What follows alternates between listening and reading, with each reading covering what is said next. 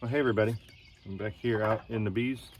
It's been a while since I was made a bee video. It's been a while since I've been in the bees, but I thought I'd fill you in on what I'm gonna try to do today here, in case the microphone doesn't work or in case I have to do some things and I can't really explain it. So about a month, maybe 5 weeks ago, came over here, saw what I took as signs of imminent swarming, and so at that point I forced a swarm. Actually took a swarm, took the queen, took some frames, which you wouldn't get in a typical swarm. They would leave with just what they got, but took those and took those out, and then used my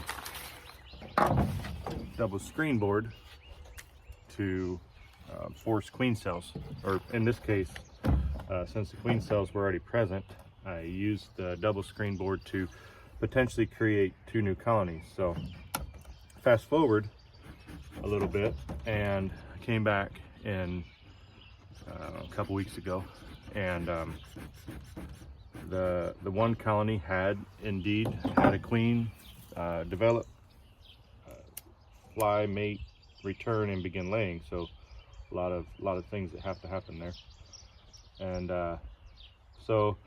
but the other colony did not. So I took the double screen board out at that point and used just some regular newspaper and did a newspaper combination. So what we're going to look at for today is to see if the newspaper combination worked, and we may need to consolidate. There's the current hive setup is 2 deeps and 2 mediums, and that's too much. When I took the artificial swarm, or I took the queen out, however you want to say it, I replaced some drawn stuff and resources with empty, so I could probably consolidate things into fewer boxes. I'm kicking myself. I meant to bring a queen excluder. I might as well start trying to pull some honey off of this colony. Due to how this is not far from my house, but due to it being away from the house, this isn't where I want to raise queens, just because I want to be able to stop over there and at the colony and do things on a tighter schedule, or a more demanding schedule, let me say it that way. So all that to say, that's what we're gonna get into today. So now that I got this smoker lit, I'm gonna finish the job and see you over at the colony. Okay, so got the hive smoked and cracked open. We're gonna see together how it's going. So this is the newspaper you should be able to see, and that went back to the same place that the double screen was at. I replaced that, so we'll just see what we get there. I did peek over here yesterday. We came over for family time, and I did come over and look. Didn't do anything other than just look from a distance, because that double screen board has an entrance right here, and so when I initially took that away and replaced it with newspaper, the bees were still trying to get here. I did have an upper entrance I installed on this box, and they weren't trying to use it anymore. It had been long enough that they had figured it out. So my hope is that they kind of made that seamless transition back into one colony and didn't recognize the queen that I saw when I did this maneuver as an enemy or a foreign queen. There's always the risk of that when you introduce 2 colonies to each other. All right, and this is where I'm kicking myself again. I said I should remember to bring a queen excluder, and guess what? I did not. I remembered after I was already on the road, and the only management purpose for the queen excluder would be to my convenience, so that I could pop honey out of this colony. So I think I might have said it during the introductory part of the video, but because I'm not necessarily going to use this colony for queens or extra bees production, then I would like to get some honey out of it if I can. I don't beekeep for honey, but yeah, I'll take it. It's a little bit of extra income. I use it myself. Another one here. So yeah, honey production is not the goal, but if I'm gonna spend some time and resources on this critter, then I'd like to get something back. So I am able to peek down, and I'll show you all once I get this box. I see that they have gone through the newspaper naturally, as kind of as intended. So this is one colony now.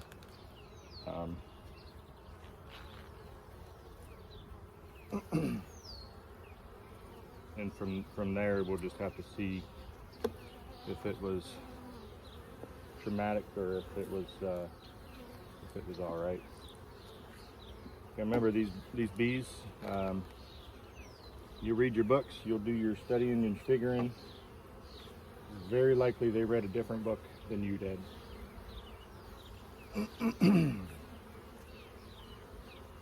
So here I just keep looking as I'm just pulling seemingly random frames. I'm looking for evidence of the queen. Evidence of the queen obviously would be eggs and young larvae, if not the queen bee herself. And so far I haven't seen it in just these few frames, so excuse me. I do fine. I just like live my life in a pretty phlegm-free way until I start making YouTube videos, and I either get hiccups or I get all that stuff. So okay, let's check this out.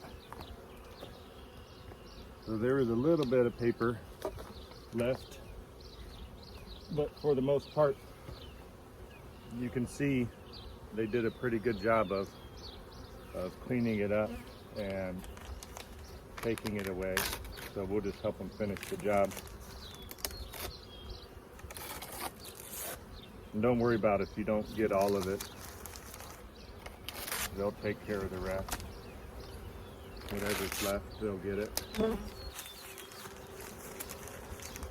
Now here's where I am going to be more deliberate about trying to find the queen or evidence of the queen being present. She was in these two lower boxes initially, so that's kind of where I would expect her. She can go anywhere. She's not bound in this colony by any artificial devices. But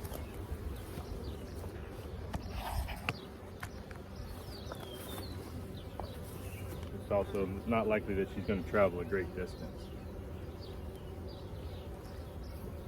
So this one I'm going to do more of a, I don't want to say frame by frame, but I'm going to do a very representative check through here for brood or evidence of a queen.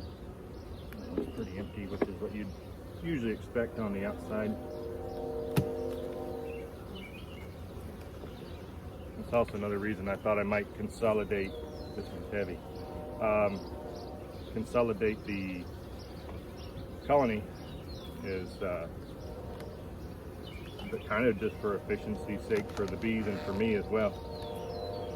Of going through these, heavy one there. Going through these as needed can be a little bit, I don't want to say daunting, like intimidating, but there's a dead bee that started to flurry. So don't know if the camera picked it up very well, but what happened when I smashed one and they got a little bit spicy. So, goodness. All right. Basically, if this one comes up honey, I'm gonna say this is a honey box and start looking other places. Oh shoot, okay. Not shoot, not like a bad thing, right? But to show you, this is what I was looking for. You see that bottom crown of capped worker brood, very well laid. And it may not show up on your camera or on your screen, but there is young larvae surrounding it. And we have the same thing on this side. Some well-laid brood and larvae surrounding it. Okay. So now, with that, this is why I wear gloves all the time. So far, they have not tried to sting, but they have certainly bumped my fingers. And people will ask, should I wear gloves? Do I have to wear gloves? Do you wear gloves? And I answer, not almost always. I always wear gloves of some kind. Sometimes they're these big, bulky leather ones that are honestly a little bit of a pain.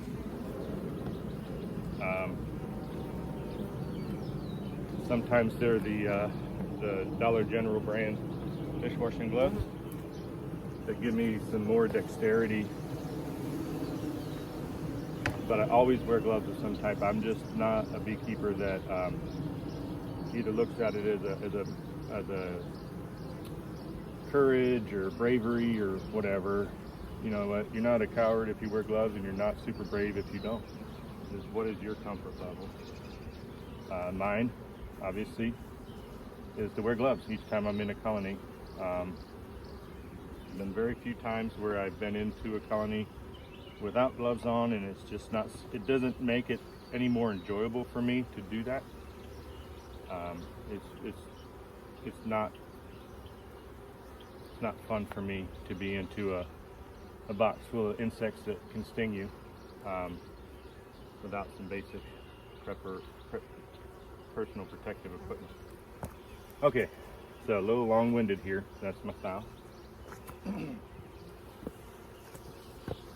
Basically what I'm going to do is, so this is the medium, there's a deep I just pulled off. My expectation is that this bottom deep is something that I can do some swapping around with. So some drawn frames from this deep on my left hand and some undrawn frames from this deep at the colony.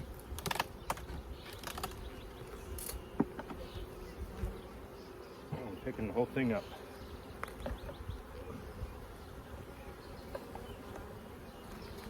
And this is heavy.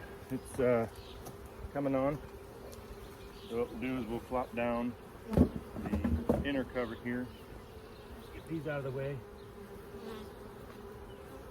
I don't like putting my boxes right onto the ground. Hey, you do whatever you want to do with yours.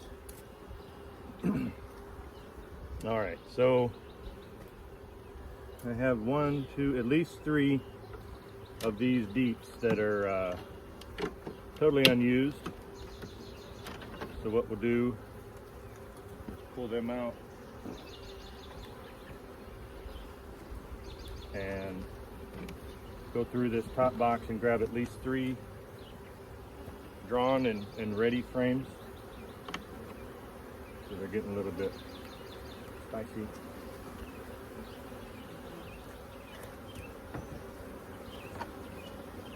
So if you're a new beekeeper or like, I'm not new, but I don't know a lot. I don't know everything for sure. Sometimes they get a little spicy up here. And just smoke it. That's why you keep your smoker going and work hard on your skill of getting a smoker going reliably, and because when you need it, you usually need it pretty quick. Alright, so these are some old deeps that are started being worked whether, I can't remember, by this colony or a different colony, doesn't matter too much to me. All right, so here we have a good drawn on two sides, deep. You see that? Again, no stings. So people that are in the camp no gloves, they're like, well, you don't need gloves. They're not stinging you. No, not yet. Not yet. They sure are bumping though. And now the reason why I'm comfortable just swapping frames out one for one, look at, that's all drones on there, goodness, is that this colony did unite itself through the newspaper. All right, one more, see what we got.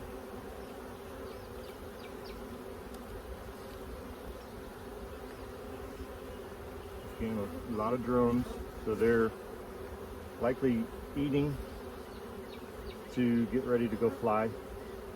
It'll be a beautiful day for some drone congregation area flights. All right, so there is now 10 drawn frames in this bottom, and I'm looking down, I can see brood in these, so that's a good sign again. Okay, 1, 2, 3, 4, 5. So we got just one more drawn one up here. So what we'll do is this box, well, I kind of changed plans on the fly, no pun intended. This is a good resource frame. Just making sure the queen's not on it, because what I'm going to do is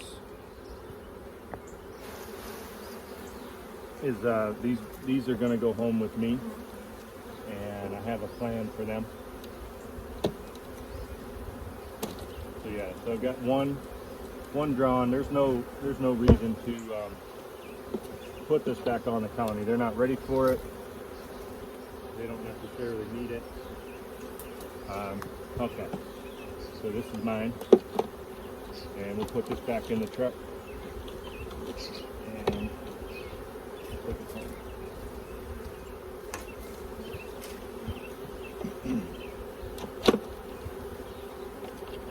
And this one frame in here that's left that is drawn and was being used is there's no brood.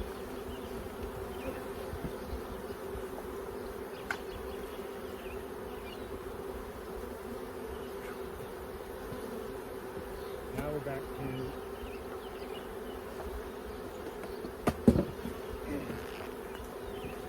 this box here. I like to smoke that.